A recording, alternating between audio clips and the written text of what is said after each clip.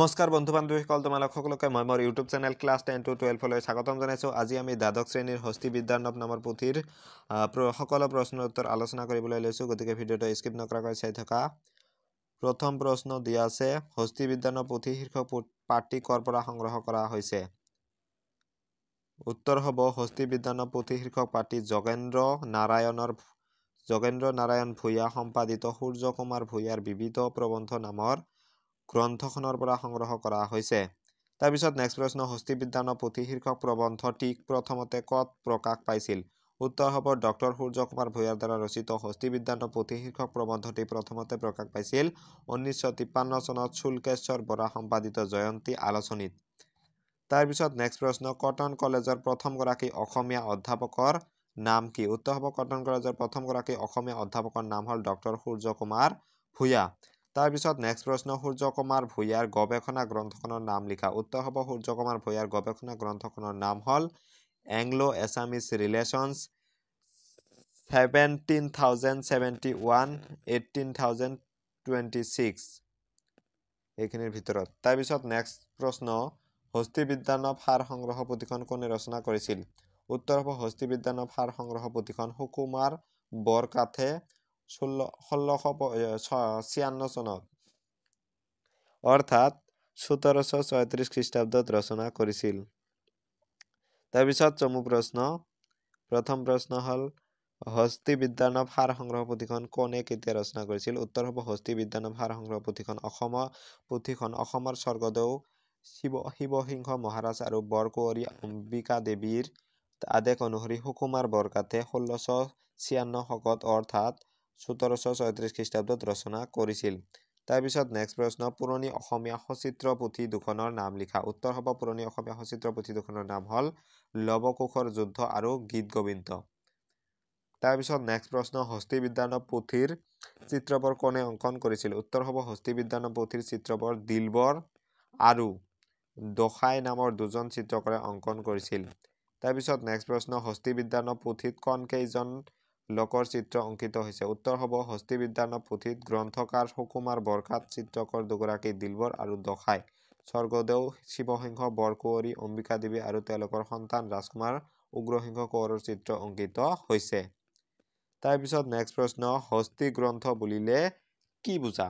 উত্তৰ হ'ব হস্তি গ্ৰন্থ বুলিলে সাধাৰণতে হাতী বিষয়ক গ্ৰন্থক বুজা যায়, য'ত হাতীৰ বিভিন্ন ৰোগৰ লক্ষণ, হস্তিৰ কৰ্ম, হস্তিৰ শুভ হোৱা, হাতীক বন শিকোৱা কৌশল, হাতীৰ চক ভংগা, হাতীৰ কাঠ আদি টনাৰ কাম কৰা, হাতীৰ বিভিন্ন ব্যাধিৰ প্ৰতিকাৰ সন্দৰ্ভত বিশদ বৰ্ণনা পোৱা যায়। তাৰপিছত নেক্সট প্ৰশ্ন, মধ্যযুগত অসমীয়া ভাষাত বিভিন্ন বিষয়ৰ ব্যৱহাৰিক জ্ঞানৰ পুথি ৰচিত হৈছিল, তাৰে ভিতৰত হাতী বিষয়ক পুথিসমূহ অন্যতম। অষ্টাদশ শতিকাৰ লেখক সুকুমাৰ বৰকাথৰ হস্তি বিদ্যানৱ সাৰ সংগ্ৰহ এই বিষয়ৰ শ্ৰেষ্ঠ পুথি। এই গ্ৰন্থসমূহ সাঁচিপতীয়া পুথিৰ আকাৰত পোৱা যায়। হস্তি আয়ুৰ্বেদ, গজেন্দ্ৰ চিন্তামণি, মাতংগ লীলা আদি হস্তি গ্ৰন্থিৰ উদাহৰণ। তাৰপিছত নেক্সট দীঘল প্ৰশ্ন, ব্যৱহাৰিক সাহিত্য বুলিলে কি বুজায়? দুখন অসমীয়া ব্যৱহাৰিক সাহিত্য পুথিৰ নাম লিখা। উত্তৰ হ'ব শংকৰোত্তৰ যুগৰ ঐশ্বৰ্যশালী সাহিত্যৰাজিৰ ভিতৰত ব্যৱহাৰিক সাহিত্যৰ বিশেষ ভূমিকা আছে। প্ৰকৃততে চৰিত সাহিত্য, বুৰঞ্জী সাহিত্যৰ দৰে মধ্যযুগত ৰচিত এই সাহিত্য এবিধ বিশেষ শ্ৰেণীৰ সাহিত্য। এইবিধ সাহিত্য ব্যৱহাৰিক জ্ঞান শাস্ত্ৰমূলক, আয়ুৰ্বেদ শাস্ত্ৰ, নিদান, জ্যোতিষ, অংক, আৰ্য, নৃত্য, গীত, গৃহ নিৰ্মাণ আদি বিষয়ৰ গ্ৰন্থৰাজি ব্যৱহাৰিক সাহিত্যৰ অন্তৰ্গত। মানুহৰ ব্যৱহাৰিক জীৱনৰ লগত জড়িত অন্য বস্ত্ৰ, বাসস্থান অথবা জীৱ-জন্তুৰ গুণাগুণ, স্বাস্থ্য আদি বিষয়ক পুথিসমূহক সাধাৰণতে ব্যৱহাৰিক সাহিত্য বুলি কোৱা হয়। এই সাহিত্য কবিতা, চুটিগল্প, উপন্যাস আদিৰ দৰে বিশুদ্ধ সাহিত্য নহয়। বৰ্তমান এই সাঁচিপতীয়া পুথিবোৰ ছপা ৰূপত প্ৰকাশ হৈছে। এই শ্ৰেণীৰ দুখনমান অসমীয়া পুথি হ'ল হস্তি বিদ্যানৱ সাৰ সংগ্ৰহ, ঘোঁৰা নিদান আৰু চাংৰুং ফুকনৰ বুৰঞ্জী। তাৰপিছত দ্বিতীয় প্ৰশ্ন, ডক্টৰ সূৰ্য কুমাৰ ভূঞাৰ সাহিত্য প্ৰতিভা সম্পৰ্কে আলোচনা কৰা। উত্তৰ হ'ব প্ৰখ্যাত ইতিহাসবিদ সৰ্বজ্ঞানী ডক্টৰ সূৰ্য কুমাৰ ভূঞা দেৱৰ জন্ম হয় 1892 চনত নগাঁও চহৰত। তেওঁ আছিল কটন কলেজৰ প্ৰথমগৰাকী অসমীয়া অধ্যাপক।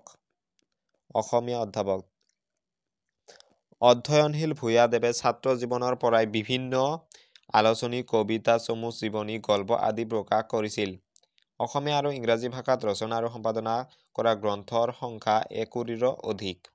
সেইবোৰৰ ভিতৰত গোপালকৃষ্ণ গোখলে 1916, ৰবীন্দ্ৰনাথ ঠাকুৰ 1920, আনন্দৰাম বৰুৱা 1920, জোনাকী 1928, চানেকি 1928, অসম 1920, জোনাকী 1928, তাৰপিছত অসম জীয়ৰী, এইকেইখন জীৱন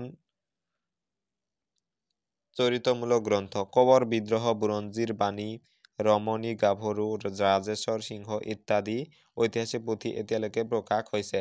নিৰ্মালী হৈছে তেখেতৰ একমাত্ৰ কবিতাৰ পুথি। পঞ্চমী হৈছে তেখেতৰ 5টা চুটিগল্পৰ সমষ্টি। ইয়াৰ উপৰিও ভালেখিনি গৱেষণামূলক ইংৰাজী গ্ৰন্থ ভূঞাদেৱৰ কাপৰ পৰা ওলাইছে। তাৰ ভিতৰত Anglo Assamese relations, Atan Burhagohain, his times, Lachit Borphukan and his times, an Assamese Nurjahan আদি উল্লেখযোগ্য গ্ৰন্থ। মুঠতে দেখা যায় যে বুৰঞ্জী আৰু জীৱনী গ্ৰন্থ এই দুয়োটা ক্ষেত্ৰত ভূঞাদেৱৰ দান অনস্বীকাৰ্য। এই মহান লোকজনৰ মৃত্যু হয় 1966 চনত। তাৰপিছত নেক্সট প্ৰশ্ন, হস্তিবিজ্ঞান পুথিৰ বিষয়বস্তুৰ এটি আভাস দিয়া। মধ্যযুগত অসমীয়া ভাষাত বিভিন্ন বিষয়ৰ ব্যৱহাৰিক জ্ঞানৰ পুথি ৰচিত হৈছিল। তাৰে ভিতৰত হাতী বিষয়ক পুথিসমূহ অন্যতম। অষ্টাদশ শতিকাৰ লেখক সুকুমাৰ বৰকাথৰ হস্তিবিজ্ঞানৰ সাৰ সংগ্ৰহ এই বিষয়ৰ অন্যতম পুথি। এই পুথিত হাতীক কেন্দ্ৰ কৰি বিষয়বস্তুৰ জুমুঠি বন্ধা হৈছে।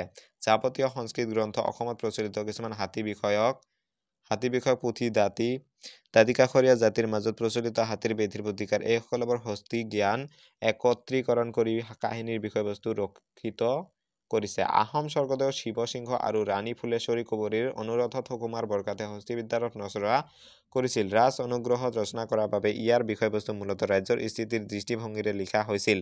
ৰাজ্যৰ বাবে কোনবোৰ হাতী উপযুক্ত, কেনেকৈ হাতীক সম্ভ্ৰান্ত লোকৰ বাবে আৰু যুদ্ধ বিগ্ৰহৰ বাবে প্ৰশিক্ষিত কৰিব পাৰি ইত্যাদি ইয়াৰ মূল বিষয়।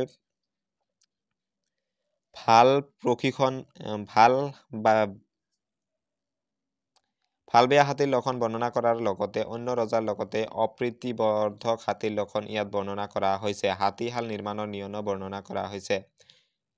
হাতীশালত কি কাঠ নিৰ্বদ্ধ কৰা হ'ব, হাতী বন্ধা খুঁটাৰ বান্ধ কিমান উচ্চতৰ হ'ব, বতাহ ৰথ থমাব পৰাৰ কেনে ব্যৱস্থা কৰিব লাগিব, সকলো কথা কোৱা হৈছে। তদুপৰি হাতীক শুভ কাৰ্যৰ প্ৰতীক বুলিও গণ্য কৰা হয়। আগৰ দিনত হাতীক যাত্ৰাকালত আৰু উভতি অহাৰ কালত দেখা বা ব্যৱহাৰ কৰাটো শুভ বুলি গণ্য কৰা হয়। হাতীক যুদ্ধকালত ব্যৱহাৰ কৰা, উপঢৌকন হিচাপে প্ৰেৰণ কৰা, ৰজাৰ গড়ৰ বাহিৰ ৰাখি ৰজাৰ প্ৰতিপত্তি প্ৰদৰ্শন কৰা এই সকলো কথা লিখা আছে।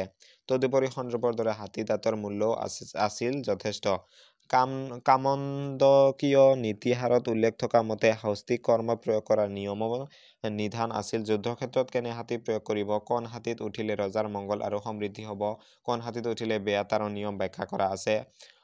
ঐৰাৱত হাতীৰ কথা, নিন্দিত হাতীৰ কথাও কোৱা হৈছে। স্বৰ্গদেৱৰ ঘাই হাতীক শিকোৱাৰ নিবন্ধও যুগুত কৰা আছে। ময়দাৰ মেদ বৃদ্ধি, মন পুষ্টি, মন চকা এই সকলোবিলাকৰ বুজ লোৱা হৈছিল।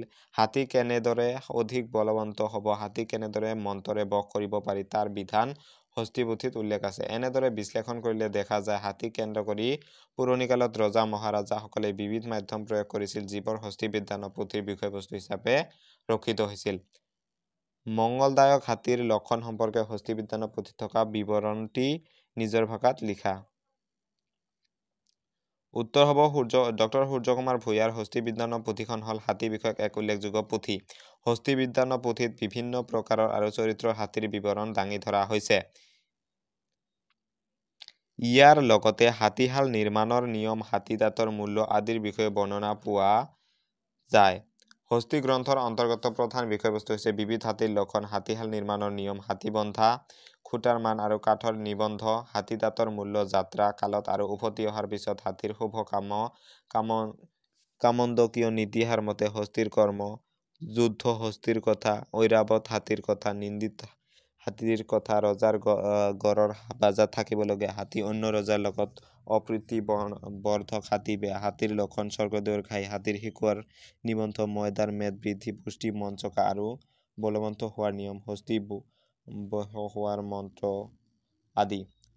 পুথিখনত মংগলদায়ক হাতীৰ বৰ্ণনা কৰি কৈছে যে চাই লোৱা।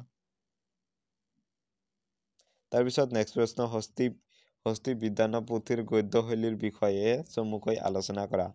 উত্তৰ হ'ব সুকুমাৰ বৰকথাই 1936 খ্ৰীষ্টাব্দত আহোম ৰজা শিৱসিংহ আৰু বৰকৌৰী অম্বিকা দেৱীৰ আদেশক্ৰমে হস্তি বিদ্যান ফাৰ সংগ্ৰহ নামৰ সচিত্ৰ পুথিখন ৰচনা কৰে। অসমীয়া জাতিৰ এক অমূল্য সম্পদ স্বৰূপ হস্তি বিদ্যান পুথিখনি গদ্যত ৰচিত। পুথিখনিৰ ৰচনাশৈলী উচ্চ গুণসম্পন্ন। এই গ্ৰন্থৰ পুথিৰ ভাষা গদ্য, প্ৰশস্তি অংশৰ ভাষা সংস্কৃত গ্ৰন্থি। উদাহৰণস্বৰূপে ইন্দ্ৰবংশ সৰোবৰৰ পদ্মপুষ্পৰ তুল্য হৈছে, যি মহাৰাজা নীতি বিদ্যাৰো আনন্দিত হৈ বৃহস্পতিক উপালম্ব কৰিছে, যি মহাৰাজা আৰু গম্ভীৰ ধীৰ ধাৰ্মিকসকলৰ মধ্যত শ্ৰেষ্ঠতৰ সৌমাৰ পীঠৰ ঈশ্বৰ শ্ৰীযুক্ত শ্ৰীমন্ত শিৱসিংহ, যি মহাৰাজা আপোনাৰ চন্দৰ বিলাক বিদগ্ধা ভাৱেৰে পৃথিৱীত সকলো সুন্দৰী গণৰ গৰ্ভক চুৰ কৰিছে, যি মহাদেৱীয়ে সেই কাৰণে অতিশয় বিৰাজমান হৈছে, যি শ্ৰী অম্বিকা নাম মহাদেৱী সেই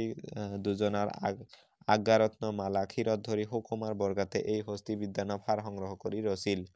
ইয়াৰ উপৰিও দেখা যায় মূলত সংস্কৃত পুথিক অনুকৰণ কৰা হেতুকে ভাষা সংস্কৃত গ্ৰন্থি, আনহাতে দাঁতি কাষৰীয়া অঞ্চলসমূহৰ পৰা আহৰণ কৰা পুথিৰ জ্ঞানে সৰল অসমীয়া ভাষাৰ নিদৰ্শন দাঙি ধৰিছে। বাকীখিনি চাই লোৱা।